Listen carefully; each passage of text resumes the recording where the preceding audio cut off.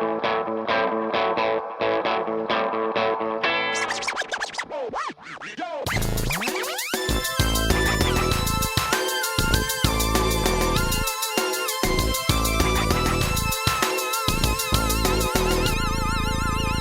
to How We Heard It, the podcast about music, pop culture, movies, and more, with your hosts Wayne Bledsoe and Chuck Campbell.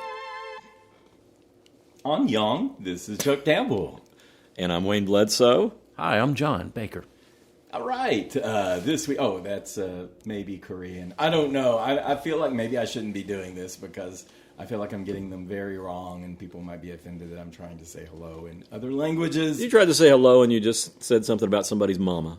You say that every time. It's always something about somebody's mama. I don't talk about mamas. I talk about daddies. Anyway, so last time we did a great women singers episode. We were going to do great singers overall, and we wisely, thanks to you, said, let's not try to do all this in 1 hour.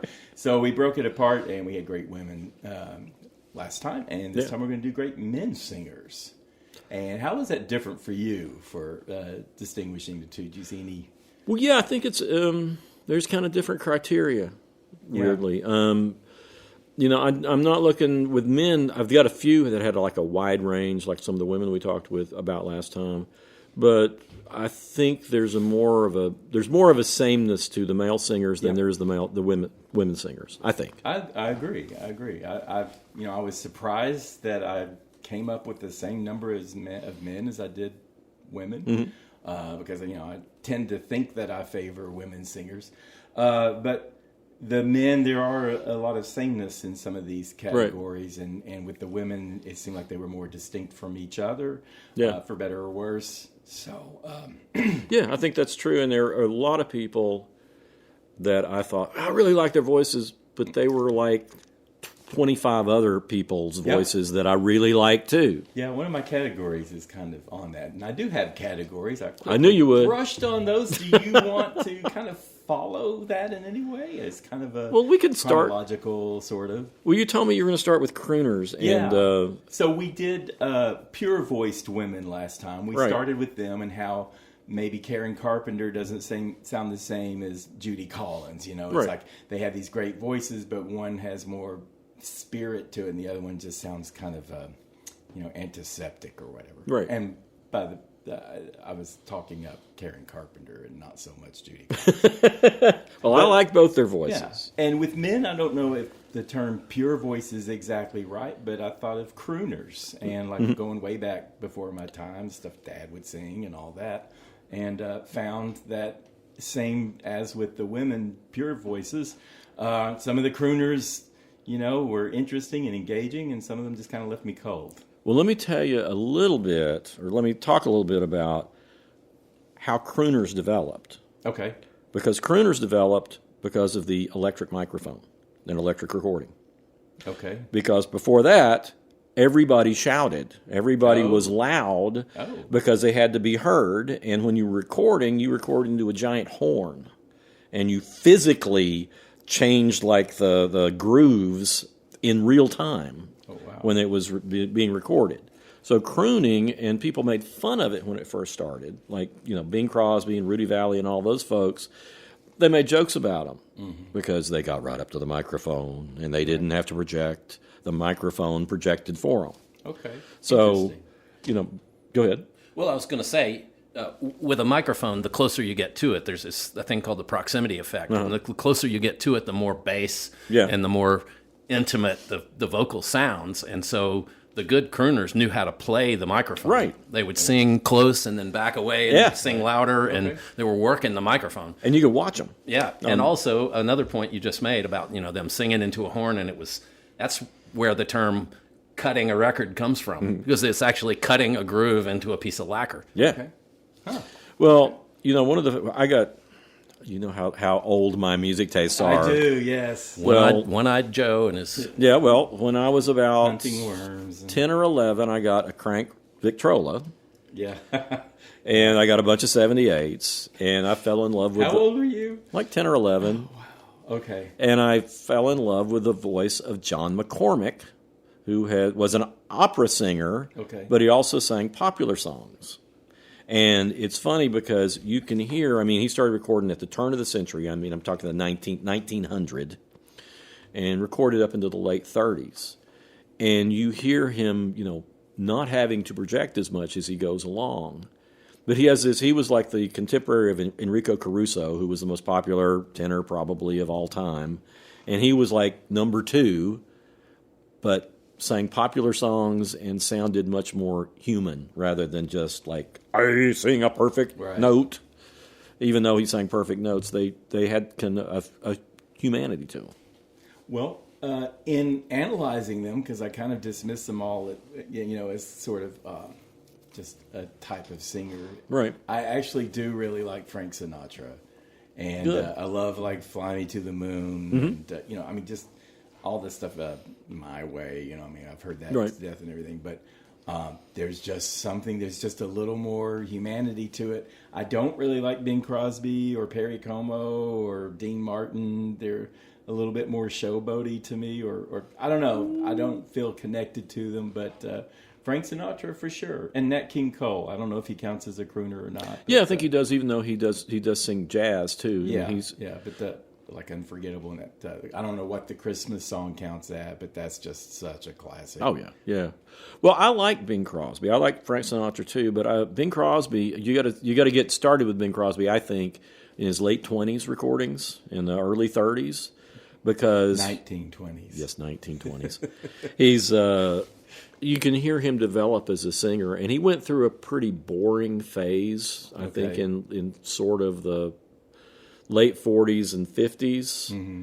And then he's got a charm in stuff in the 60s because it sounds so old-fashioned, but he is such a on-the-note solid singer and just so casual. But, I mean, there would be no Frank Sinatra without Bing Crosby, because Bing Crosby kind of set the template for crooners. He and Rudy Vallée and Russ Columbo were like the 3 big ones in the late 20s and early 30s.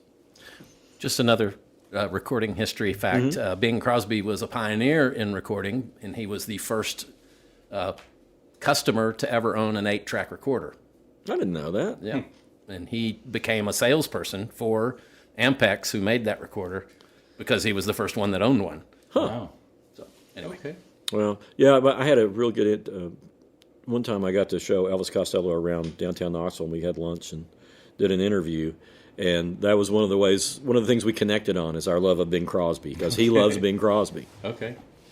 Someone else I like, I was dubious about him, but I actually like Michael Bublé because he's got some charisma. He's trying to dredge up the old crooner soul and everything, and he does hit a lot of the same notes and everything, but there's just a little modern tweak with him because there's some humor in there, I guess, or I don't know, but I actually like him as kind of a modern day crooner type.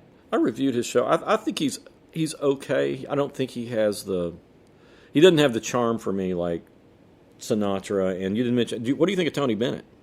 I like him okay. Yeah, I mean we're looking for great singers, so I didn't want to spend too much time on crooners. I wanted to get to our lifetime. Well, I mean, Tony Bennett is part of our lifetime. He actually came back and became sure. cool. He did the thing with Lady Gaga before he died. But he started out when Sinatra was in his really cool phase in the 50s. Tony Bennett was still a belter, kind of, and I Left My Heart in San Francisco. That's a big showy song. He didn't hit his peak until the 1970s, about the time that Sinatra was kind of fizzling out on vocals. But, Tony Bennett adapted to his voice changing, and that's when I think he became a great singer. I don't think he was great until then. But he was terrific. He was an interesting guy to talk to, too. What are you giving me that look for? Oh, I'm just nothing. Uh-huh. I was just thinking about singer-songwriters. Are you skipping to that already? Huh? You're skipping way up. I mean, I got like 50 people here, man. We just gone through 3 or 5. I didn't write down 50. It was good. I was good to get through 25 last week. Yeah, I know. I did the same thing. Well, I want to move on to singer-songwriters if we can, because I hadn't fully explored. What, you got something more to say about crooners? No. Okay. Well, I'll skip back around on some things. Okay. Yeah. Okay. So the singer-songwriters, I didn't realize, how many different male singer-songwriters I really liked. And much to my surprise, my favorite is probably Jim Croce. Really? Yeah, I was surprised too. It's like I knew he did Bad Bad Leroy Brown, and that was kind of a okay, kind of comical, sort of playful song. Yeah. But then I realized he did Time in the Bottle, and he did Operator, and he did I Got a Name, and he did I'll Have to Say I Love You in the Song. It's like these songs that I knew. And I don't know if he's just varied his voice from song to song, or I just wasn't able to associate him because he had, not all of the singer-songwriters I would consider great voices. Right. But when you're the songwriter, you write songs that suit your voice. And I don't know, I think when you're writing your own songs, that you write songs that fit your voice. And so all I'm saying is I don't think Jim Croce was like the best singer in the world, but he was the right singer for his music, and he wrote great songs, and he was able to adapt to different types of delivery in his vocals. Well, it's interesting. I mean, back when he started, or his first albums came out, you kind of had the funny song, the funny kind of almost novelty song, like Bad Bad Leroy Brown and all that stuff. And then he had love songs. Yeah. And it wasn't until I think he started covering other people, like I've Got a Name, that's a cover. He didn't write that song. Right. But his songs got better and deeper, I think, to some extent. I mean, Operator's a really early one, and I really like it a lot. But and Time in a Bottle's pretty early too. I mean, did he write Time in a Bottle? Yeah. Wow, that was great. Yeah, it's great. I mean, he wrote some great songs, and Lover's Cross, which is probably my favorite of his songs. I like his version a lot, but your old buddy Melanie, her version is my favorite. Okay. Oh yeah, that crazy woman I spent time with, and we didn't know who the other one was. And I was just thinking about that. It's like, you should have connected because you're both vegetarians. She wrote the song, I don't eat the animals and they don't eat me. Well, I wish we had just talked about that. And not talked about the weird things that we came up with. Well, but I think the thing when you're talking about singer-songwriters is I think the greatest singer-songwriter probably of all time may be Hank Williams. Okay. And, his voice, he may not have the greatest voice in the world, but man, you felt everything he said. Yeah. I'm So Lonesome I Could Cry is, I think, one of the best songs of all time. Yeah. And when he sings it, man, you feel so lonesome you could cry too. But then you think of somebody like Tom Waits, who's a singer-songwriter and one of the best songwriters, at least of the 20th century, maybe not the 21st century. But, he has this tortured voice that just sounds like an old drunk off the sidewalk. But no one else like him. There's nobody else like him, and he is a great singer. It's like we were talking about last week of, you got this instrument that's really rough and just barely, functioning, but you can use it perfectly. I'd love to hear Tom Waits sing. I know. You don't. He's an acquired taste. He is an acquired taste. Yeah, but he's one of those. It's kind of like when you don't like the people, the Whitneys and the Mariahs or the Kate Bushes or whatever, when they're adding some spice to whatever it is they've done. He's definitely got a lot of grease on the wheel or whatever you want to call it. Well, it sounds more like he sounds almost cartoonish in a way if you're hearing him. My first exposure to him was Frank settled down in the valley and he hung his wild years on a nail that he drove through his wife's forehead. That's a great album. I just heard. Like, what's wrong with this dude? His first. And I've seen interviews with him. It's like, is this for real? Is it just like a character he does? And it's a little exaggerated, but it's pretty true to who he seems like he is. Yeah, I think it is. I think at first it sort of was an act, and I think maybe he became the act. But his first album, Closing Time, it's not nearly so rough. And then around the time of Rain Dogs, his voice started getting really rough, and he just started embracing how he leaned into it. Yeah, how abrasive it is, and because he was kind of a crooner on those first ones. Wow. Yeah, he writes ballads. Yeah, and he uglies them up. Yeah, I know. That's the thing he will if it's too pretty, he'll put something in a washing machine and and record the washing machine. Yeah. Throw some marbles in it or something like that. Well, he's got an album a song. That's what he did. He threw pieces of metal in a washing machine tub and turned it on, and that was his rhythm. Wow. Okay. I got a bunch of other singer-songwriters I can click through here. Okay. Just James Taylor, of course.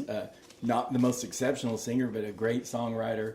And his voice sounds like a broken-in catcher's mitt. Oh, yeah, it does. It's but comfortable. You hear, Oh, yeah. like Fire and Rain, and You Got a Friend, Yeah. and stuff like that. It's like, this isn't a perfect voice, but it's right, if that makes sense. And again, he writes songs for his voice. He does. Yeah, and it's nearly impossible. I think it's nearly impossible not to like James Taylor. Yeah, I mean, do too. even if you're tired of him, it's like that voice comes on. It's like, oh yeah. Yeah. What gets overlooked is his guitar playing. Yeah, I really hadn't paid His that much. finger picking style is really unique and really good. Huh. Okay. Gordon Lightfoot. I didn't know. Did he originally do If You Could Read My Mind? Yeah, that's his song. Wow. I just thought that was somebody else. And I saw him, and I know he did Sundown, which I like Sundown. Sundown's a great song. Yeah, I like Sundown. And I saw If You Could Read, I thought, did he cover that? And then I listened to it, I thought, this is a song I remember. He actually did both of these songs. Yeah, that's about 72. And I like that voice. You know, he gets a little deeper than most of the singer-songwriters, and got a lot of character. Yeah, well, he's. I like his earliest stuff best, like Early Morning Rain, and For Loving Me, stuff like that from the '60s. But what's funny is, like, he has that deep voice when he sings. I interviewed him. First time I interviewed him, I called him up, and he goes, "Hello." I said, So he sits close to the microphone. He sure does. I said, this is Wayne Bledsoe calling for Gordon Lightfoot. This is Gordon. It was like, Wow. I said, really? He said, You said, really? I did. And he said, I said, your voice when you sing is so much lower than it is right now. And he goes, yeah, people tell me that. Wow. Well, and the reverse of that is Geddy Lee, another Canadian singer. It's like, apparently when he talks, he's got a real natural voice, but when he sings, it's way up there. way up there. But I think, Gordon Lightfoot is one of Bob Dylan's favorites. Oh, okay. I like his voice. And, I need to listen to more of him because I thought, wow, these are the only two songs I know. I didn't even know one of them was his. There's the wreck of the Edmund Fitzgerald. Oh, there's okay. that too. I do know that one. Yes. That one goes on and on. It's a and on. long song. It's a long song. Yeah. There's a Reader's Digest version of that song. Once was a ship called the Edmund Fitzgerald, and it sank. That's pretty much what happened. I don't even know if anyone actually died on that ship, did they? I think they all I died. think they all died. Okay. Yeah, that was the It's thing. like in Lake Michigan or something? Yeah. Yeah. Okay. It was a winter storm, and then Yeah, he's from Canada. Yeah. So, okay, that makes sense. Yeah. Well, the singer-songwriter whose voice I like probably as much as anybody's is Greg Brown. yeah, he's got a gravelly voice. He's got but man, it is so low. Yeah. I love Okay. low voice I singers. like low voices. There's some of those coming up. Yeah, he and John Martin are like, they're both singer-songwriters, and their voices are really low. Okay. An influential singer-songwriter we have discussed in here before, that's one of my very favorites, is Nick Drake. Yeah. Okay. Very influential. Lots of people emulate that whispery style of vocals that he did. What's his most famous song? Probably Pink Moon. Yeah, that was used on a Volkswagen commercial. He languished in obscurity most of his life, and then like 30 years after he died, Volkswagen used the song Pink Moon in a commercial, and that revived his interest in his music. Yeah. Well, how about Nick Cave? Nick Cave's got one of those low voices too, and it's kind of scary. Yeah. He's not one of your favorites. I don't dislike him. So, Yeah. there are there's literally thousands of artists that I probably think are okay, but Yeah. No, he's another one of those low voice guys that I really like to hear him sing. I don't always like all of his songs, even though I like most of them. But man, I think he can deliver a song like nobody else. Are you all familiar with a guy who's a British singer named Richard Hawley? Hawley. He was in the Bad Seeds for a while. Yeah, I remember that. But his voice, he sounds like a crooner. Uh-huh. He's got this real rich baritone voice, and oh man, what's the name of that album? Something Corner. Anyway, check out Richard Hawley. He's great. And just run-of-the-mill names here. I got Harry Chapin. Mm-hmm. I like Cats in the Cradle, and I like Taxi. Yeah. I'm sure there's probably others that I don't know. I'm just like surface, Yeah. And I like Cat Stevens or I like Cat Stevens too. He uses really unusual chord progressions, and I like that about him. Yeah, the whole, I don't know what's different and weird about it, but Wild World, I like that. The structure of it seems, I haven't analyzed it, but it seems kind of unusual, and I like Peace Train. My mom was a huge Cat Stevens fan, so growing up, I listened to a lot of Cat Stevens. Okay. Yeah, I was, it's interesting because he started out he was like a British pop singer. He had a hit in England with "I Love My Dog." Yeah, that's true. And it's Cat Stevens. Yeah, and the first cut, yeah, really. And the first dogs. And the first cut is "The Deepest" was one of his songs, and Rod Stewart did it many years later. Yeah. But that was when he was in the pop phase. And sucker that I am, I do love American Pie by Don McLean. Yeah, I know it's played, and he did the song Vincent, which I think is pretty good. But I just think American Pie is just it's a great song. It's just a masterpiece that maybe was played to death and overanalyzed and all that stuff. But I still, when it starts playing, I'm just listening. Yeah, I'll you're hooked. Listen to it all the way through it, all 400 minutes of it, or however long it is. I don't even like long songs, but he did a lot. I mean, he did a lot of great songs, and in a connection to your crooners, he wrote the song "And I Love You So." Okay. Actually, no, I take that back. It was "Wonderful Baby" he wrote, hoping that Bing Crosby would record it. Oh, okay. Well, he got his American Pie, and if that's all he did, that would be great. So. Yeah, he did a lot of great stuff. Well, are you? You're done with singer-songwriters? I am. Well, how about Elton John? Because Elton John fits that category. In his prime, I think he had one of the best voices in pop music. I do too. And man, I mean, some of the notes he hits are really out there notes. Yeah. And I mean, when people try to cover his songs, they just basically have to totally change the vocals on it because nobody can sing like that. Dropped a pin. I like him. I didn't put him on my list. It's like I think I'm just a little less enthusiastic about him. I think. Well, he'd be on my good but not great. Well, but I do like his songs. And I like when other people cover his songs. I don't like his duets other than that Kiki D thing. And he's had a lot of schmaltzy stuff that does kind of weigh. He's had some terrible stuff. Yeah, but. You didn't start listening to music until after he had reached past his peak. Island Girl or something. And it was like, what's this crap? That was right when it just went right down the tubes. And then go back and, like I say, your song I think is fantastic. It's one of their earliest ones. So yeah, but that is interesting because he went through phases, and about the time you really started listening to music is about the time he started sucking. Yeah, and then Too Low for Zero came out, which is a great album, and he had some later ones that were really good. Yeah. But yeah. Right when you were started getting interested in music, he sucked. Yeah, he did. It's like, okay. And I would think, I don't understand why this guy's so popular because I didn't know the older stuff. So. Well, I'll tell you one that you wouldn't mention, I'm sure, is Harry Nilsson. Oh, yeah. Singer-songwriter. Amazing voice. And he's like a 4-octave voice. Yeah, he could sing. He could go this nice low, baritone. And then he could just hit these, almost, what I can't remember what the term is for men who can sing up in, the alto and beyond. Oh, yeah, range. Falsetto.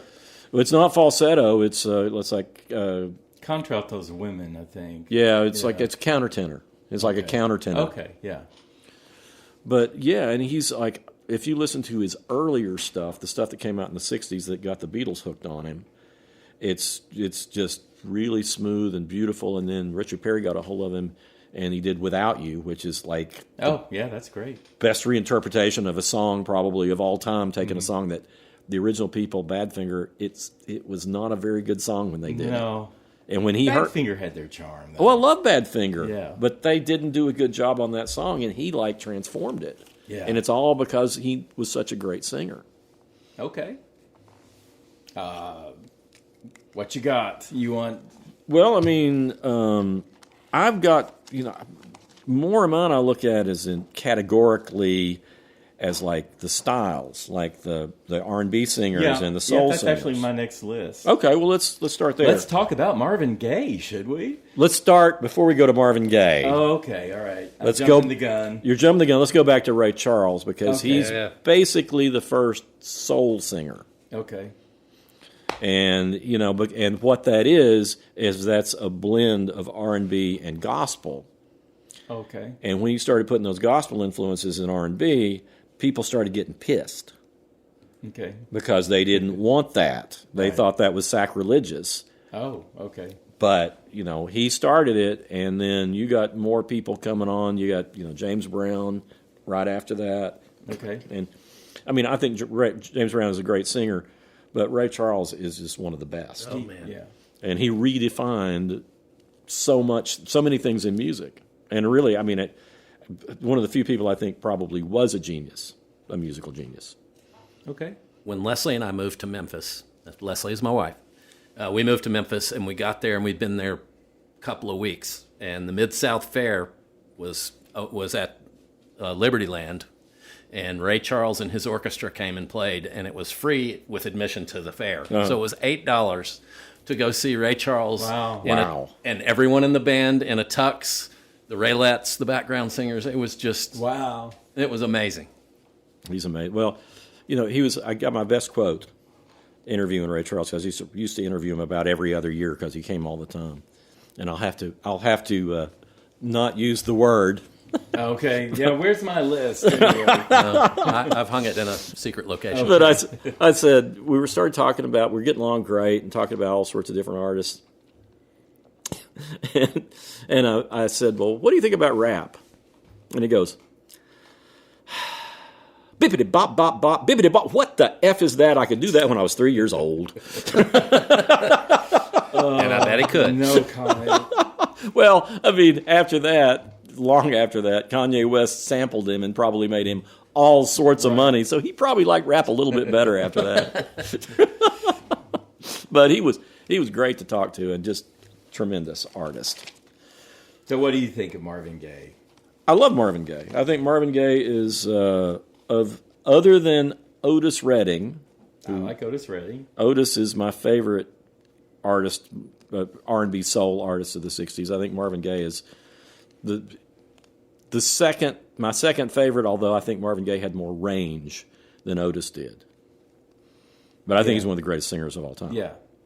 I don't know if he counts as soul or whatever, but I love Stevie Wonder too. Yeah, me too. He has so much. Yeah, and I definitely think he I would think he transcends. I'm not really sure how to categorize these guys, but they're R&B, they're soul. We definitely started there. Yeah. Whatever he became, and he could do everything. Superstition, Isn't She Lovely? I Yeah. love it. I can't. Isn't She Lovely? Just makes me smile every time I hear it. And Signed, Sealed, Delivered. Just so many songs. Yeah. There's some great YouTube videos of Stevie Wonder in the 70s with like big old mutton chops. Oh, It's just, he's the funkiest guy you've ever seen. What's even funnier is watching him when he's 12 years old, because, his first hit was Fingertips. And it was just, he sang a little bit, but mostly it's harmonica. He was Little Stevie Wonder. Little Stevie Wonder. Yeah. And then, I can't remember what album it was. It's where it was like, he kind of came into his own. But, yeah, I think he made his first, adult album when he was, 16 or 18 or something. Okay. Well, before we leave Marvin Gaye in the dust, I just think some mention should be made of what's going on in the album. Yeah. Because he had all kinds of pop hits with Tammy Terrell, and he was just Ain't No Mountain High Enough. Yeah, and he was a very established pop soul singer. Yeah. And he asked Berry Gordy, because Marvin Gaye started, people were coming back from Vietnam, and there was all kinds of racial unrest, and he asked Berry Gordy, because I want to do a concept album about what's going on, and Berry Gordy was like, you can't do that, you sabotage your whole career. And so Marvin Gaye talked him into letting him just record that one song, What's Going On, and it became such a hit that he then came back later and recorded the rest of the album. And even though when you listen to the album, it's almost all one song, It's a great album. the song What's Going On, there is a little gap between that and then the rest of the album, because he had recorded it earlier and then the rest of the album at a different time. Interesting. But that album is just amazing. One of the best albums of all time. Oh, yeah, for Well, sure. before we leave Otis Redding, let me put in a plug for Otis Redding live at the Monterey Pop Festival, because I think that is my favorite live recording of all time. Wow. Otis Redding at the Monterey Pop Festival with Booker T and the MGs and the Marquets behind him, backing him up. The Marquets backing him up. Yeah. And that's a hell of a band. When he gets to Try a Little Tenderness, it's just absolutely one of the best vocal performances of all time. Wow. So tell me this, Barry White, I know he Can't Get Enough of Your Love, Baby. Of course he's got that voice that's just... So did he do... what other songs did he do? I mean, would I know him from anything else? Because I know his voice, but that's really the only He's song. just kind of famous for sexy love songs. Yeah. You're my first, my last, my everything. Yeah. He did a bunch of stuff. I mean, it was the Love Unlimited Orchestra. Okay. And I think I told you when we were talking about cassettes, my late wife would put little snippets of "I love you when you're in your baby blue panties" in between the songs to drive me crazy. But he's kind of a crooner, really. Yeah, he is. But he's got the voice, and it's just like, I just wasn't, I'm not that familiar with him. I know his voice, but then I don't really know what song. What do y'all have to say about Isaac Hayes? I love Isaac Hayes. But he's kind of, I mean, you think, Hot Buttered Soul, and you think it's going to be really funky, and there's some funky stuff, but it's mostly him. He's almost like a crooner. Oh, yeah, he's a panty dropper singer is what he is. I mean, all right. Well, I mean, seriously, I mean, when he sings, has a Walk On By, there's like a 12-minute version, I think, of it. I think that's on Hot Buttered Soul. I can't remember which one Walk On By is on. But, I mean, this song goes on forever, and he comes in and out of it, and he's got that voice, and it's like, I mean, somebody's sexual experience only lasts as long as that song, I'm sure. On the flip side, you've got Smokey Robinson, who can hit the high notes, like Cruisin' is just like so magical, and it's way, I don't generally love the high voices, but wow, I mean, the way he employs it and everything, amazing. I think. And Tears of a Clown. Tears of a Clown. It's an amazing song. And he did do the Ooh Baby Baby that I always talk about Linda Ronstadt doing. He did the original. Yeah. Well, I think he wrote My Girl, too. Oh, did he? Okay. And, I mean, he didn't do... he's not got the hit version, but I think he wrote it. I mean, that was the thing about Smokey Robinson is he had all his own hits and was a big star, but he was also a staff songwriter at Motown, and he was writing hits for like the Temptations and all these other groups that were going. Okay. Motown, the original Motown studio had dirt floor. I didn't know that. Really? I am not lying. Wow. I had no idea. Wow. And they say that's why it sounds so soulful. Well, who knows? Well, one from the 60s. Have something to do with Smokey Robinson at the mic or whatever, but... One that we haven't mentioned yet is Sam Cooke. Oh, yeah, go ahead. Yeah, and Sam Cooke is, I mean, he was one of those, he came out of gospel like so many of them did, but he just had the smoothest delivery of that era that anybody had. I mean, you think about Nat King Cole, who was earlier, you blend that with gospel from the 50s, and then you get Sam Cooke, who can sing, A Change Is Gonna Come, just bring tears to your eyes, but it's so smooth and so perfect. I mean, he's a great singer. All right, so we got to step up our pace, I guess. Okay, we'll pace it. I was going to mention Luther Vandross is kind of a more modern soul R&B, but he's great voice, great delivery. But if we got into the rock and roll rooted guys, which we haven't really done, I would have to start with the obvious for me, and that's Paul McCartney. And I know the cool thing is to prefer Lennon, but McCartney puts that little sweetness in the voice that I like. Well, I was thinking about that too. I didn't put down either Lennon or McCartney on my favorite or on the best singers, but to me, what makes them special is their blend when they sing together, and I think that's what makes them just spectacular. Right. Yeah. I mean, I like Paul's voice is very versatile. He could sing very sweetly, but he could also do Little Richard. Helter Skelter. Yeah, Helter Skelter. And isn't he like all the voices on Uncle Albert? Yeah. I mean, I know that was post-Beatles, but, so. Well, I mean, the vocals all the way through Band on the Run are great. Yeah. That's probably that's at least one of the top 5 post-Beatle albums. That's great. But, he was Let It Be, and he was Hey Jude, and he was just instant command that he had that felt more inviting. Lennon is a remarkable vocalist too, but I just felt like kind of under McCartney's wing when he's singing. Wings. Yeah. Maybe that. Anyway. Well, you think about Yesterday. I mean, Yesterday was such it's a folk song basically. Yeah. But, I know the songs are simpler or whatever. I don't know that's true. Yes, people say that, but I agree. I don't think it is. It's not a pleasant listen necessarily, but you can't deny the power in Lennon's voice in the Plastic Ono Band album. Yeah, I love it. When he was in therapy with a guy that had primal scream therapy. I mean, he said this is a way this was a way to purge your demons. And so a couple of these songs in here, he's singing, he's shrieking. Right. I mean, he's just ragging his voice out, and you can't deny the power of that. To me, that's the thing, is it was having that blend and him playing off of each other that made it so special, because you had Lennon, who was so emotional and just like raw, and McCartney, who was so smooth. I mean, he's emotional too. But they were still playing off of each other even after the Beatles broke up. Yeah. I mean, because they were reacting to each other. How Do You Sleep is aimed directly at Paul McCartney. Well, I thought you were going to talk about Elvis when you started talking about rock. You're not going to talk about Elvis? No, it's a little... Go ahead. Go for it. Well, see, I mean, Elvis is a great stylist. Mm-hmm. Yeah. And, I mean, he had the whole package as the looks and the moves and everything else. Swinging hips and all, But he was a great singer. Mm-hmm. But what's interesting is Sam Phillips, and I kind of agree, Sam Phillips said, the best singer I ever worked with was Charlie Rich. Charlie Rich, if you listen to his last album, where he finally got to record the album he wanted to record, which was kind of a jazz and R&B album called Pictures and Paintings, you finally understand what Sam Phillips was talking about. I mean, Elvis is great. I love Elvis. He's a tremendous singer. But Charlie Rich was phenomenal, too, and maybe more so, just as a singer. I'll take your word for it.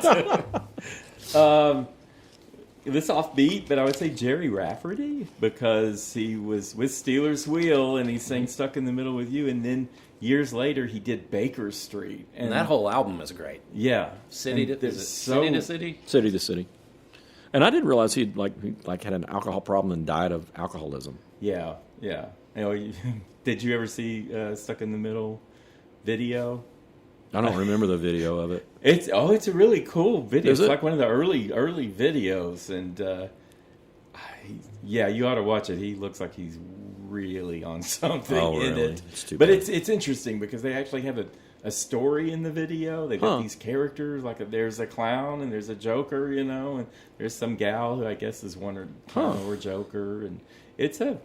Yeah, I watched it. I was like, when was this made? Because I didn't think they were making story type. When was it's about 74, someplace like maybe someplace around there. Early 70s. Yeah. Now every time I hear that song, I think about Reservoir Dogs. Yeah. And it's like, I don't really want to think of this picture. And apparently, Tarantino thought that scene up with that song in it long before he ever wrote the movie. He just had that scene in his head. And he was like, I got to get this out. Wow. Such a happy sounding song where you're torturing a man to death. I can't even watch that movie. That's a great movie, but man, it's a rough scene. Yeah. Boss Skaggs, Lido Shuffle, I have to mention. I've mentioned it a couple times before. And he did Lowdown. How about Freddie Mercury? You want to go for Freddie Mercury? Yeah, Freddie Mercury, I mean, I will say, I have to say this. I mean, I get tired of Freddie Mercury's voice sometimes before an album is over. But it's one of the most astounding voices ever. Well, yeah, I think something like Bohemian Rhapsody, right? That's like the big. That's a kind of a miraculous song. Yeah, but totally. They didn't keep trying to redo that. They had more. They had more straight ahead songs like what. Don't Stop Now, Don't Stop Me Now. I love that song. You're My Best Friend. Songs that were, all of their songs were more complicated than you believe. Oh my God! Yeah, but. They didn't just try to keep redoing Bohemian Rhapsody. And I really appreciate that because that was such a masterpiece. But they didn't go back and try, like, how can we do this again? He is dramatic and maybe a little over so at times, but that voice, nothing like it really. Well, and there's some stuff on Sheer Heart Attack, which was the album before. Yeah, where they put a tape echo on his voice, and he makes loops and sings harmonies with himself. Yeah, and it's pretty amazing. Yeah. Well, I remember when I was listening to the radio when Killer Queen came on. That's like kind of their first thing that got on the radio around here anyway. It's a great song. Yeah, and it's just like you hear the way his voice. Were those all his voices? Yeah. Okay. You hear that voice go up, and it's like, what the hell is this? And then when Bohemian Rhapsody came out, it was like an event when it came on the radio. I remember seeing the video for that on the Midnight Special. And they had all their hair, their faces in a like a. Anyway, yeah. Yeah, but I mean, he's undeniable. Oh yeah. And I'll tell you, the one that doesn't get as much respect as I think he should, it's a similar sort of a singer, even though he's not doesn't have that operatic thing, is Meatloaf. Meatloaf had an incredible range, and he could kind of do it all. And, I mean, he's not Queen, but he's great, especially with Todd Rundgren backing him up on Bat Out of Hell. Okay. I never could generate much love for Meatloaf. I love the food. Well, I'm the opposite. I hate meatloaf, but I like meatloaf. I'm kind of, I don't even eat meatloaf. Well, I know you don't eat meatloaf. And I'm kind of middle of the road on meatloaf, I guess. Well, I think, when Bat Out of Hell came out, it went totally against the grain of everything that was out. It was like When was that? That was like 77. Okay. 77. 77. I think it's the year I graduated high school. And, I mean, quit giving me the look. No, I mean, it's just... But it was so the opposite of everything that was going on, including the way he sang, because he was like from the gut, but he could like hit all these notes, and he was just crazy. And I just... the stuff he recorded later after Bat Out of Hell did not live up to his voice. I got a controversial one here that you guys won't like. Not so much an Eagles fan, but Don Henley's solo, I can dig it. I like all his I like his voice. Yeah. And I was like, oh, he did All She Wants to Do Is Dance. Oh, wait, he did Dirty Laundry. Oh, he did Boys of Summer. It's like, I like him better as a soloist than I like any of the other Eagles, either together or apart. I probably do too. So, okay. But I think, his voice... And I like his voice. His voice is interesting because it's kind of unremarkable, but perfect for what he does and what he delivers.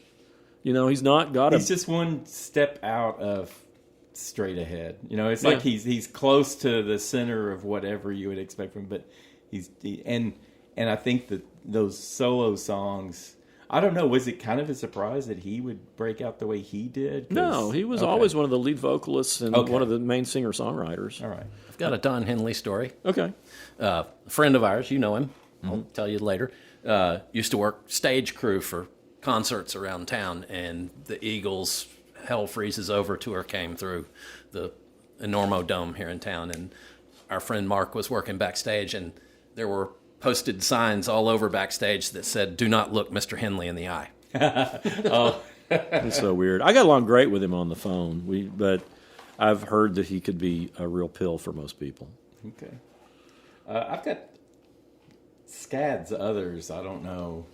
Well, oh, Lord. Okay. I got one that will not get mentioned, but I think he's a great vocalist, and that's Colin Blunstone, the lead singer of the Zombies. Okay. He's got this real nice, soft, textured voice. Listen to Time of the Season. Okay. Oh, yeah. Any of the Zombies. Zombies are criminally underrated. Yeah. Well, and that album, Odyssey and Oracle, that Time of the Season is on, is just one of those perfect albums. And it was recorded after they'd already broken up. They had one more album contractually that they had to record. They had broken up, and they said, well, let's just do this record. And they put out their very best record. Well, my favorite singer from the era, we haven't talked about yet, and I should have brought him up in the soul category, but he's so much more, is Al Green. Okay, yeah. I actually had him down and did he originate How Can You Mend a Broken Heart? Was that No, that's the Bee Gees. Okay, that's the Bee Gees originated. He didn't write. Did he originate Let's Stay Together? Or was that okay? All right. Yeah, he didn't write. I don't think he wrote that much. Willie Mitchell, his producer, wrote a whole lot. Okay. And then he covered lots of things, but once he covered them, it's like nobody else is going to do them because they've done been sung. Right. I mean, how do you top Al Green? Yeah. And it was funny because one of the times I interviewed him, I said, because, I mean, he's got the most romantic, sexy voice. I mean, even more so than Marvin Gaye. And that's going a ways. Yeah. But I said, what does it feel like to know that so many children were conceived to the sound of your voice? And he said, it's an audience. He said, you got to get your congregation from somewhere, because he was a reverend too. Well, and I had heard, he has a church in Memphis that if you go to a service at his church, it's just an Al Green show. Well, I went. Oh, you did? And it was the best thing I did in Memphis. It started late, and it's a crapshoot on whether he's going to be there or not. Oh. But his band was rocking, and then he came out, and he delivered a sermon that was fun. And when he started singing, man, it was one of the best performances I've ever seen. It was great. I regret that I never sought that out when we lived there, but yeah, I mean, I did a bunch of things in Memphis when I went, but that was the best thing I did. And that church is like totally nondescript. It's just like in a little neighborhood not too far from Graceland. All right, I just lumped some together here. The Sting and Robert Palmer, Peter Gabriel, they all kind of have and Bruce Springsteen. Bruce Springsteen, I want to isolate for the softer ballad songs that he does. Yeah. Those are amazing. I really love to hear him dialed down. Me that too. Would be, I'm on Fire, I like that. And I like Streets of Philadelphia, and just hearing, because he's got a really good voice that you don't always get when it's streamlined into a big loud sound, when he can so I like that. I don't know, I mean, I feel like we're not managing our time. So you all got, because I'm just gonna have to knock a lot of these out, I think. Well, Van Morrison, and he's sort of the tie-in. He goes from he's really an R&B singer, but he's in the rock category. But I think he is one of the greatest vocalists of rock. Howlin' Wolf, who we haven't talked about at all. Of course, that's not one of your things. Know him. But he's great, blues R&B guy, and man, he could sing anything. Yeah. It's like you didn't have a more distinctive voice than Howlin' Wolf. We haven't mentioned Louis Armstrong. That's true. He's always great. Was great. I got some outliers that they're not necessarily that great of singers technically, but I just think they're so distinctive. Johnny Rotten. Yeah, you can't. You hear him, and it's him. That's true. Yeah. Jello Biafra from Dead Kennedys. Yeah. He could snarl, man. Yeah. Joe Strummer from The Clash. Yep. His voice. Yeah. At first, it's gruff and everything, but after a while, again, it's like a broken-in catcher's mitt. Yeah. Just fantastic. I like Joe Jackson. Yeah, I do too. I think he writes great songs. He writes great songs. My complaint on Joe Jackson is his songs are too long. I don't know why, but it seems like they always go on longer than they need to. Those first two records, Look Sharp and I'm the Man. Those are the best. They're just fantastic. They're succinct. Yeah. pop, sort of not punk, but new wave, I guess you'd call them. Yeah, I do like his voice, and I like the songs. It's just I think you're right on Night and Day. Night and Day, that album is a great album, but I do think the songs generally are too long on that. Yeah. I remember Stepping Out sounded like it was on for like half an hour, and I don't know why. Because it's a really great song, but it didn't need to be as long as There's a lot of stuff on that album that reminds me of Steely Dan. A little bit. Because he's got a strong jazz influence, too. Well, that's what he was going for. He was going for jazz on that one. Yeah, that's what that is. The singer from the band American Music Club, a guy named Mark Eitzel, he has battled alcoholism most of his life, but you hear it, and when he sings, he sounds. He's a good singer, technically a good singer, good songwriter, but you just feel the pain in his voice. Yeah. I really believe him. A couple of records. There's one called San Francisco. Look up San Francisco. Mm-hmm. The very first song on there is called. Oh well, I can't remember it, but San Francisco. Listen to that album; it's great. I'm going to throw Prince out there as a vocalist. I know, he's known for his arrangements and everything, but if you look at the types of songs he did, like he kind of wobbles his voice into Raspberry Beret. Yeah. Kiss is mostly falsetto. Yeah. He's got one of the best falsettos. Yeah, he does. And then he's got the Get Off, which is like this, just dives right into the bass and everything. And so he and sometimes it snows in April. I think it's a beautiful ballad, and he just got he had such an ability to just take on just any kind of tone and make his voice work in it. Even if he wasn't just like an outstanding vocalist in any particular way, he had more dexterity, I think, than most singers have. Yeah, I think so too. Well, while you're on the folks who sing high, Aaron Neville. Yeah. Aaron Neville's great, and man, he hits those falsettos that's just like... It's great. It's just chilling. And then Art Garfunkel, the member of Simon and Garfunkel that doesn't get a whole lot of respect, but Bridge Over Troubled Water would not be what it was without Garfunkel's high, just soaring voice. Angelic voice. Yeah. And so many of those songs. I mean, he's a great vocalist.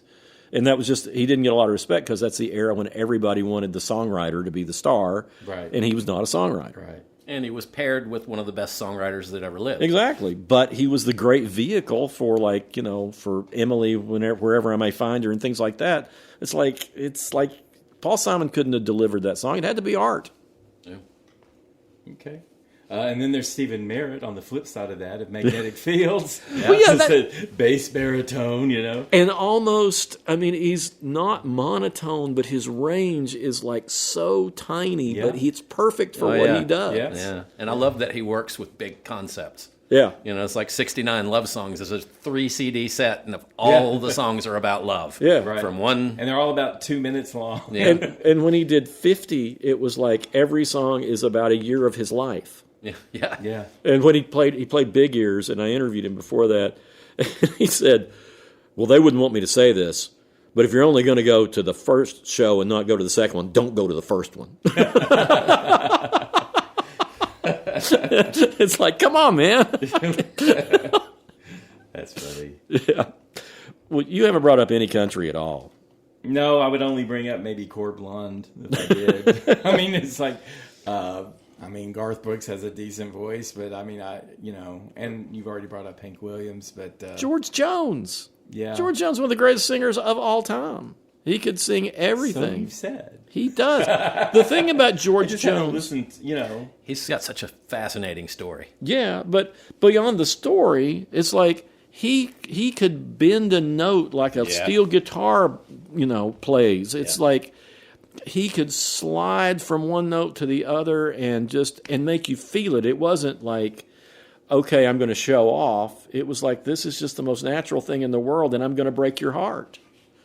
Mm-hmm. I mean, when he sings, he stopped loving her today.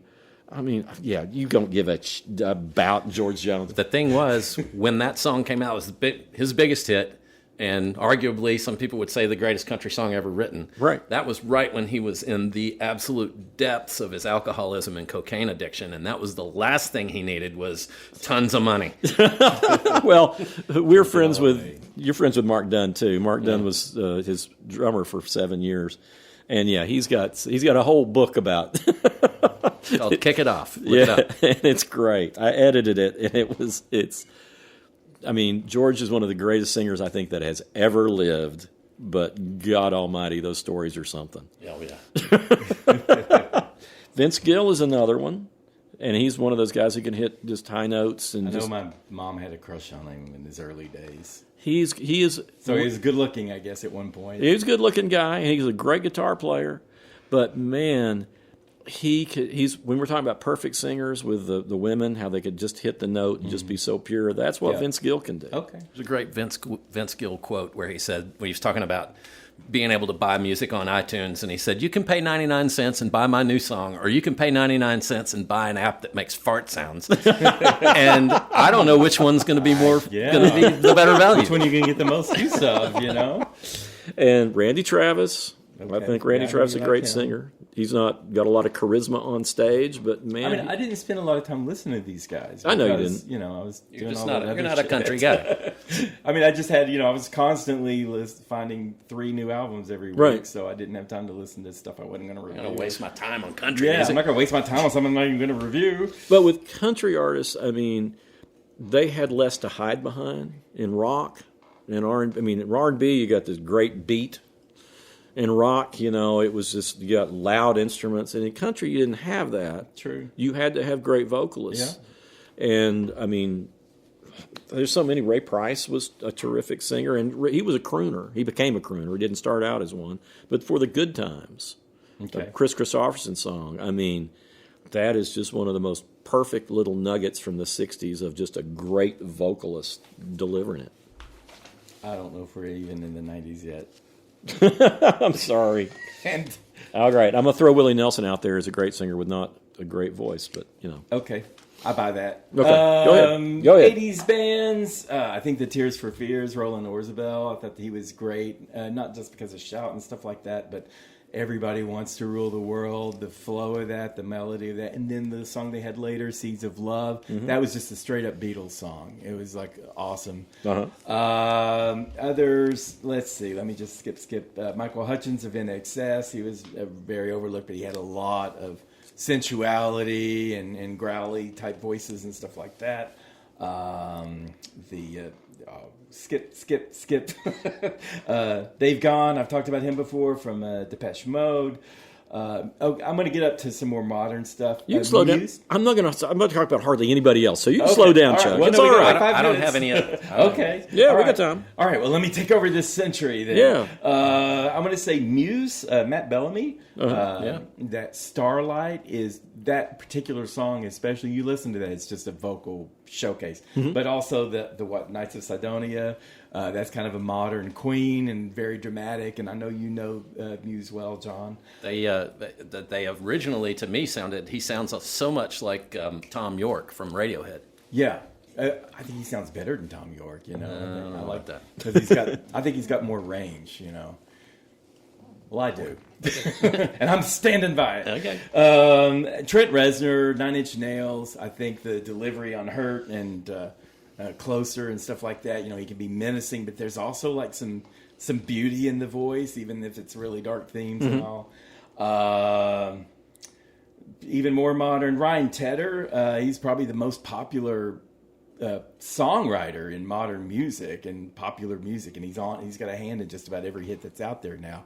And he's the lead singer for One Republic, so he's written these kind of inventive pop songs like Counting Stars and etc. I Don't Want to Wait. Chris Martin, I don't know how you feel about Coldplay, but Coldplay does create earworms, and he's a main reason for that. The Scientist, Paradise. I think neo-soul guys, you would have Usher, probably one of the most romantic soul type singers, and John Legend. I think both of those are hand in hand as like keeping soul alive and strong. And I think The Weeknd might be the best singer that we have now. He's kind of what Michael Jackson should have been. I didn't put Michael Jackson down because there's just always something that rang hollow with him. Yeah, me too. I mean, he's great as a kid, but I didn't. Yeah. Jackson 5. Yeah.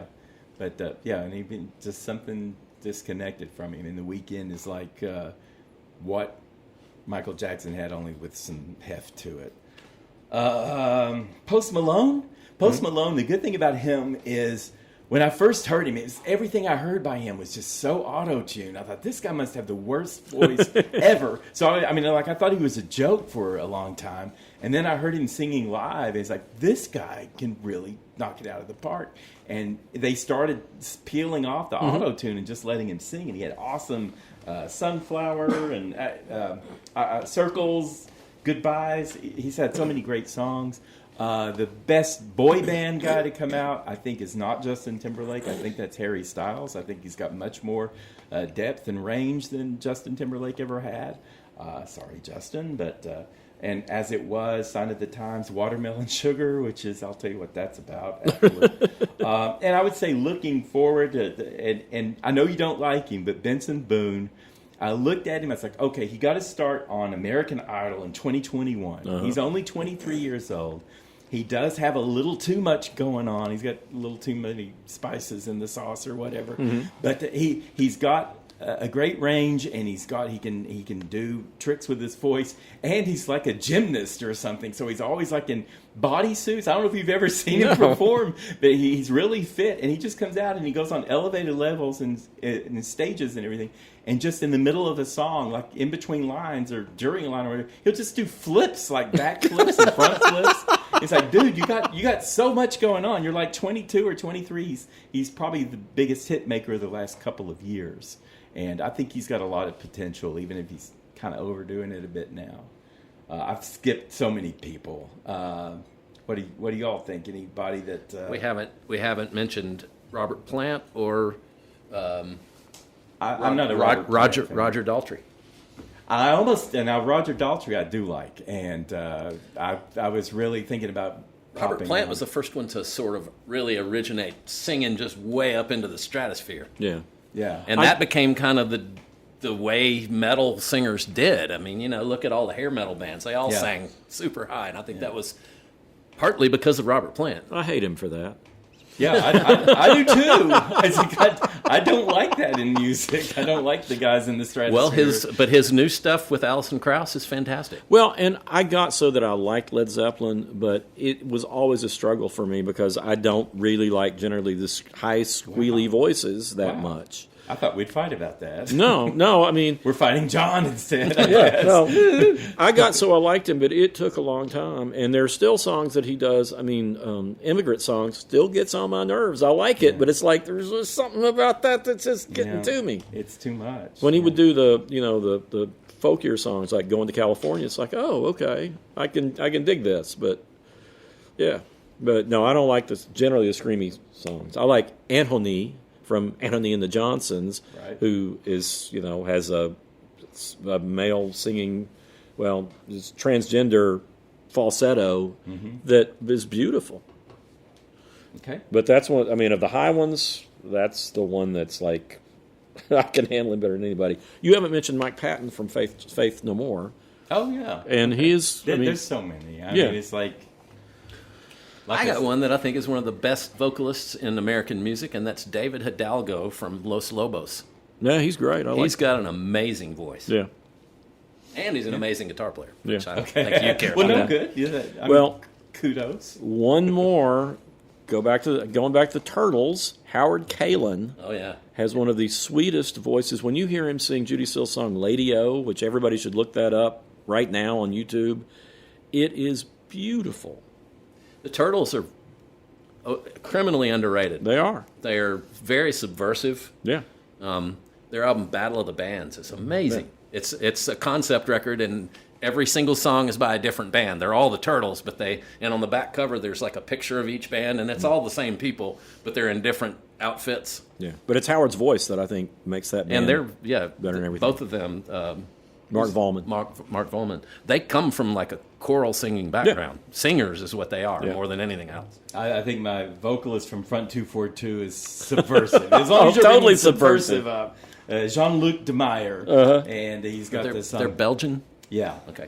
And he's got this the song Master Hit. He really sounds like a not dominatrix. What's a man dominator?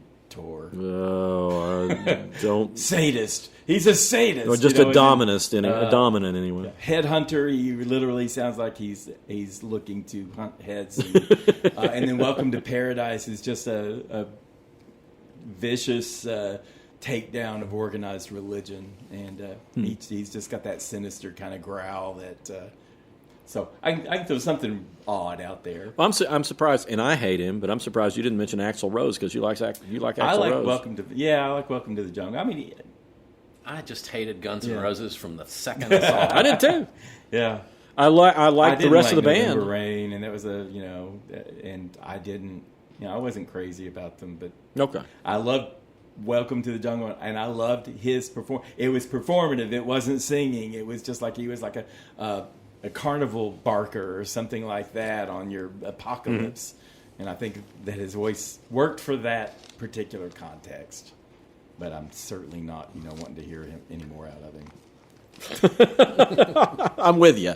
All right. Are we going to go on to recommendations, or do we really want to fight about something? Let's go to recommendations. I didn't mention one person, and I'm going to recommend that album. Okay, same thing here. Go ahead. Okay. John Cowan, who was the lead singer of Newgrass Revival, now he plays bass in the Doobie Brothers. I think he is one of the best vocalists of my lifetime, and he recorded an album called Sold Out. Okay. And that's Soul 'D. Okay. Out. And it was originally released under the name Johnny C. because it was when Newgrass Revival was on hiatus. But it was released in 1990, or at least the finished version was. I think there were two different types. But he sings a version of the song that Wilson Pickett made popular, 6345789, that is just one of the most transcendent performances. He starts hitting notes at the end of it and gets higher and higher and higher and hits this super high note that he holds that is just like incredible. Okay. And I think it is so hard for especially a little white boy from Louisville right. to sing a bunch of soul songs and try to go up against the soul greats. Mm-hmm. But he does. And he is the only person I know who's ever done it and been that successful. So Sold Out, 1990, John Cowan. Okay. Are you still... I can go on if you want me to. Whatever. Okay, yeah. I didn't mention any goth bands because my favorite goth singer, it's not Morrissey of the Smiths. Mm-hmm. It's not Robert Smith of The Cure. It's actually Andrew Eldritch of the band Sisters of Mercy. Okay. And they had a furious, great time from 1985 to 1990. They released 3 albums. The middle album is called Floodland, and it came out in 1987. Sisters of Mercy, a British band, and he has the deep bass baritone voice. Okay, so already he's kind of ahead of Morrissey and Robert Smith. And they have this sinister, something about his noise, and they have like a dark wave element into the goth music. So there are these rolling, powerful beats and everything, and just like epic kind of soundscapes. And he sounds kind of menacing but melancholy at the same time. And they had these great singles on this album. They had Lucretia, My Reflection. They had This Corrosion, and they had Dominion, which was had a second song, Mother Russia, and they were spliced together in the videos. And all of those songs are just like really great and gripping. And I think they didn't have the personality that some of these other goth bands had, but they just had such a oomph to it, just like a real impact. So, and like I say, they only made albums. They only made 3 albums in 5 years, but it's just high adrenaline, booming voices, and it was really great while it lasted in the little time frame that goth was like on the top of the world. Huh. I thought you were going to say Peter Murphy when you were... No. Interesting. Okay. Andrew Eldritch. Okay. So I've been on a kind of a Jellyfish kick lately, and the members of Jellyfish went on to form so many other bands and influence so many other bands. And one of the bands that I discovered, it doesn't have any members of Jellyfish, but it's very much Beatles pop, but they're called The Red Button. They're from L.A., and their 2011 album, As Far As Yesterday. And it's just great songwriting, lots of vocal harmonies, catchy choruses. I've been listening to this album like back to back to back. Really good. Button? Huh. The Red Button. Interesting. Okay. And the album from 2011, As Far As Yesterday. Cool. You got a TV movie? I do. I just stumbled into this TV show last night, and I've just caught myself laughing out loud. It's called AP Bio. Okay. I think it's on Netflix. Oh, let me find it. AP Bio was from 2018 to 2021, and the premise is it's a Harvard philosopher who got passed up to be the head of Stanford's philosophy department, and somehow he ends up teaching an AP Bio class in high school, okay. And he has no interest in it. That was an odd name, and now it makes sense. And he comes in and he's just like, "All right, everybody, sit down, begin to shut up." He's obnoxious as he can be, and he just hates what he's doing. He's like, all right, what's this class? AP Bio. Okay, we're not going to learn any biology in here. My job is for you guys to help me slur this guy who won out the head of the departments in Stanford philosophy department. You guys are going to help me get rid of him. Wow. And he's really smart and really funny, and Patton Oswalt is the principal. Okay. Well, I'm in. And I just... where is this on? I think it's on Netflix. Okay. But I just caught myself laughing over and over, just laughing out loud. AP Bio, the guy, the leader, the main character, I've never heard of him before, Okay. but Patton Oswalt is the principal. Well, that's... And this guy just walks all over Patton Oswalt the whole time. It's like every time Patton comes in, he'll go, well, we need you to do this. And he's like, right, I'm not going to do that. It's funny. All right. Well, Wayne, we've both seen this movie that we want to talk about. Right. We haven't shared our opinions on it. We have not. But it is the movie Weapons. Right. Written and directed by Zach Krieger, who was he was the writer-director of Barbarian, which was out in 2022. It was my favorite movie of 2022. I tried to dial that up, and I could not get it to come in. Oh, no. I tried to rent it, and I would hit the rent button, and it just wouldn't. Oh, no. I want to see it. Well, that was funny because we hadn't talked in forever. Right. And then after you saw that movie, I get this text, you've got to see this movie. Hey, Wayne, haven't seen you in a while. Well, okay, so Weapons. Briefly talking, we've got, we can say, I think the basic giveaway of just 17 children in a class of 18 children, all run off in the middle of the night. At 2:17, they wake up in the morning. It's in just suburban somewhere, I don't know. I don't think they identify the town. Just some suburban America. And all of these kids just like jump up and run out the door. With their arms kind of back. With their arms kind of straight out, kind of like baby birds that can't fly yet. Yeah. Ducks. And they just run off. And you see little bits of video from, doorbell cameras and stuff like that. So and that's all they know. And they don't know why it happened. And that scene where you're watching them right in the beginning of the movie. Yeah. They've got George Harrison's "Beware of Darkness" playing. Yes, it's beautiful the way it works. Yeah. Yes, George Harrison. We give him a little. And we've got Julia Garner plays the teacher of this class. No other kids from any other class at this school disappeared. And it was like a 5th grade class. They were like 9 or 10 years old. Yeah, something like that. I think they're 10. Yeah, okay. And Julia Garner plays their teacher, who she's not a particularly likable character. She's kind of quirky. Well, and irritated and kind of like, and of course, she doesn't know what's happened, or so she says. Well, I mean, that's a good thing about it, though, is that she is such a flawed character. Yeah. But she's not a bad person. You see pretty quick that she's got an alcohol problem. Yeah. And she wants to figure out. She won't listen to who was it? The principal. Yeah, Benedict Wong. Yeah, he plays her principal, who's just trying to contain her. She wants to talk to the one boy in the class that didn't run off in the middle of the night, and he's kind of an eccentric little kid, and he just kind of shut down and introverted, and. And the police, they interview her, like, what did she have to do with it? Parents and everything, they blame her somehow, but they don't know how she could have made this happen. And then, they've investigated the boy, too. Josh Brolin is the parents of one of the kids that disappeared. And he's great. Yeah, he is. I think both of them are really, really good because they play characters that are not completely likable. Right. And, I mean, you see their flaws, and that makes it seem more real. Right. Yeah. And, I mean, Josh Brolin is he's been good in everything. I mean, so is Julia Garner. I mean, I became a fan of hers in Ozark. Yeah, okay. Because she's a very different character in that, but she's great. She was in the Werewolf movie that was out earlier this year. She's got the curly, short, blonde hair usually. Yeah. And that's how you can identify her. So you'll know her if you see her. Yeah, but she's always got attitude, which I really like. Yeah.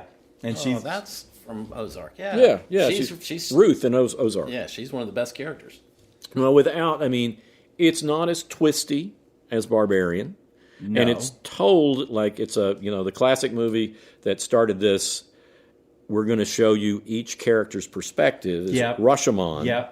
And that's what it does. I think there's 5 different perspectives. At least, yeah. Because they'll have like her name's Justine or something, and it'll just say Justine. So you see where she's at in this, and how she's trying to make sense of it, and how she's not like at one point she the parents demand to speak to her at a school meeting, and then she gets up to talk, and they're infuriated at her, and she just kind of like, I don't know, she's not. You think, oh, she's going to try to solve this or anything. She's just like trying to stay keep her life together. But she does want to know what's going on. She does want to know what's going on, yeah. And then she does all the wrong things, and all the things the principal's telling her not to do. But the way that works, I think that it threw me. I didn't expect it with each story. I mean, you're covering the same period of time, 5 different times, and getting a little further each time with each story. Yeah. And in the last story, or the last perspective, you really get what's going on. Was that Amy? That's the boy. Oh, okay, yeah. Now, I don't want to tell any more about that. Right. Is this movie in the theaters now? Yes, it's in the theaters now. And I think it'll still be in the theaters when this comes out. Probably. It's a horror mystery. It's very inventive. I want to say one thing that I read a lot of things about people saying it was too dark and all that. No. I saw everything fine, and I would be the first to say, "Oh, it was too dark. I couldn't see what was going on." If somebody rents it on TV, you better watch it at night. Turn the lights off. And turn the lights off because it'll be invisible. Yeah, that's true. I mean, there are a lot of scenes in dark rooms and dark house, and but I could see it fine on the screen in the movie. So just don't sit and watch it with lights on everywhere because you probably won't see some things. But the thing to me, it was not as scary as I thought it was going to be. Right. I still liked it a lot. Weird blasts of humor, just in the middle of some of the scary things. Just like, so you know what? Kind of the way Barbarian was, but Barbarian had more humor. Yeah. And it was more twisty. Yeah, it was very twisty. And I mean, I think they're equally dark in what the tone is and what the secrets are. Yeah, and there was a scene, I don't want to say anything about it other than there was just something in the air. Do you remember that? Over the house. Oh, yeah. And I didn't get the resolution on that I needed. No, I didn't either. Okay. And I mentioned sure if that was just me. My friend Roger, who does Movie Nation, he was very specific on what he thought that whole thing represented. Okay. And Sarah, my girlfriend, she felt the same thing. Okay. I didn't think that was very clear. I may want to look and see if there's some significance to 217. Okay, yeah, I do know 217. The significance that was the room in The Shining that the crazy dead woman was. Oh, okay. So for whatever that, I mean, I don't know. It was 217. I think so. I'm not sure. I thought it was 230 something. But anyway, yeah. But there's something very significant that you'll see, and it's odd. It seemed to me out of place. It seemed out of place, but I mean, I have one idea what it could be. I'll talk to you afterward. Yeah. But it just was kind of out there, especially with how everything went after that too. It's like, okay, what was that all about? Yeah. But it made it interesting, Yeah, I was, because Barbarian was so twisty and so weird, I really expected a little more. Yeah, when you found out what the secret was, I expected it to be a little twistier than it was. Yeah, I agree. Yeah. But I still think I totally recommend it. I think it's a lot of fun. If you like horror. It's inventive, even, if not just insanely inventive like Barbarian, it's still a very inventive plot and resolution and all that. Or, I don't know if resolution's the right word. But. And very well acted and executed. Yeah. Yeah, I thought it was a little bit long. I thought they could have shortened maybe one of the stories. It was a little long. I don't know. I'm not sure where they would take it out, but I wasn't. I get bored. I didn't fall asleep. I fall asleep in every movie. That's a 5-star review from Chuck. No matter how scary it is, I'm going to fall asleep. Didn't put me to sleep. I did not fall asleep in this movie. And so much of it was in the dark. So it was and I didn't even have caffeine. I had a Starry, the Sprite. Well, I hardly ever get a drink at the theater, and it's like, so I get, you get a small, and it's like still a tub. Yeah. And it was like, I've got some 25 so bad, but I don't want to leave. Oh yeah. Finally, when somebody there's a scene where people get in the car together. It's like, I've got a minute. Nothing's going to happen for at least 60 seconds. Somebody's going to have to tell what happened to them. I can go pee now. Yeah. I held it in. I did manage to see some people darting off for bathroom breaks. Yeah. Anyway, but we both recommend it. Yeah, recommended, thumbs up. Not horrible. I mean, for you, I don't know, John. I know you don't like scary, and it's more of I think it's more of just the intrigue and the mystery. Yeah. Although there's some graphic stuff. But, the preview makes it seem more gory than it is. Yeah. I mean, there's a scene that they show in the preview of someone stabbing their face. Yeah. With a fork, and that's it's not quite. It's as disturbing in a way, but not as gory as I thought it was. Who is the cop? Because I think I had seen him before. I don't remember. That's all right. Yeah, I mean, I forgot about him. He was kind of a main character also. And he's good, and he's and also flawed. Oh, everybody in this movie is flawed. Poor guy. Yeah.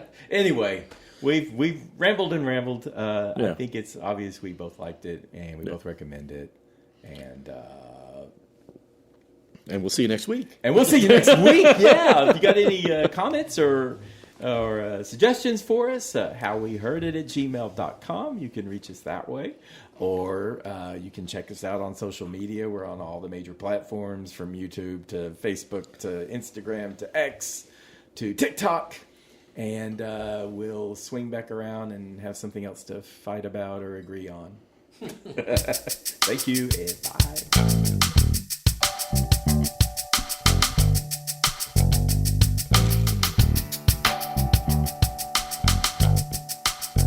You've been listening to How We Heard It with Chuck Campbell and Wayne Bledsoe, a podcast about music, movies, art, culture, whatever it is that's on their mind. How We Heard It was recorded at the Arbor Studio in Knoxville, Tennessee by me, John Baker. How We Heard It is a Cozy Planet production. If listening to this podcast has given you a burning sensation, then we recommend you sit in a hot tub until your symptoms fade away. If you'd like to reach out to Chuck or Wayne, or even me, you can send an email to howweheardit@gmail.com. So thank you for listening, and come on back and we'll have another episode for you next week.